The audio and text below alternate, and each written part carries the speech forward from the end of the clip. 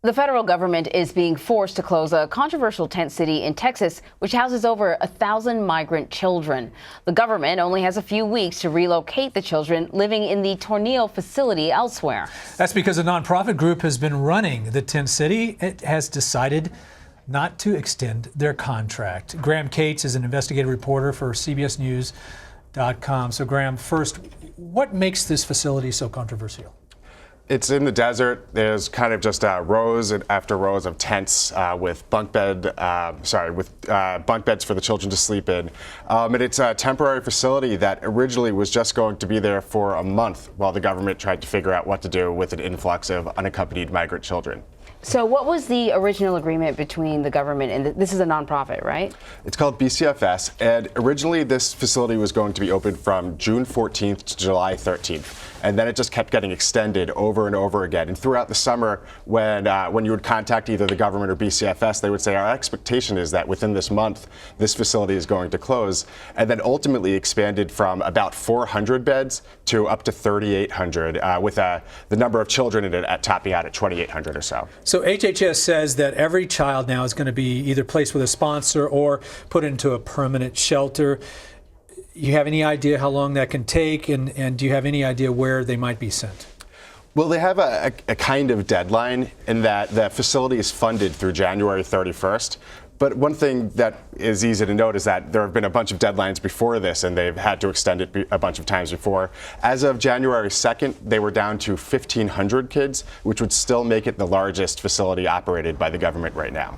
So the Office of the Inspector General looked into this facility and then another one in Homestead, too. What were the problems that they found?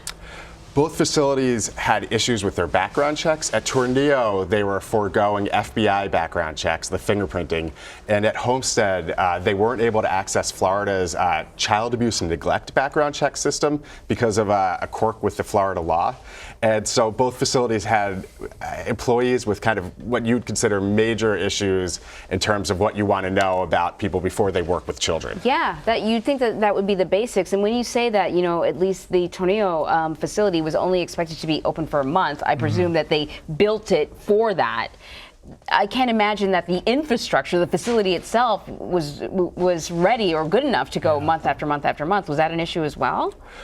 I think that's one of the things that was identified in the Inspector General report as why these kinds of issues arose. Yeah. The staffing has to be done so quickly when you're expanding from 400 to 3,800. From 1 month to 4 months to 5 months. And then both facilities actually have a longer term issue that we uncovered through a loophole in the federal system, which is that because they're on federal land as opposed to state land, they don't actually have child welfare inspections because that's always done by state inspectors. So, you know, there have been people who are accusing much of the federal behavior on the southern border as being a way to discourage immigration, discourage people seeking refugee status, that sort of thing. Is there any way in your investigations, is there any indication that this is just another way to make it so untenable for people and families and children wanting to come to the United States that it just discourages them from even trying, that the word gets out, you're going to be stuck in this tent for however long that these kids are going to be, that it just makes it that much more difficult that people just say, forget it, it's not worth trying? The government hasn't said that's what they're trying to do, and there's been a full influx throughout this whole time. The number of unaccompanied migrant children has continued to increase in the country. So whether or not that's the goal, children are coming here. Yeah. Graham, thank you so much. Thank you.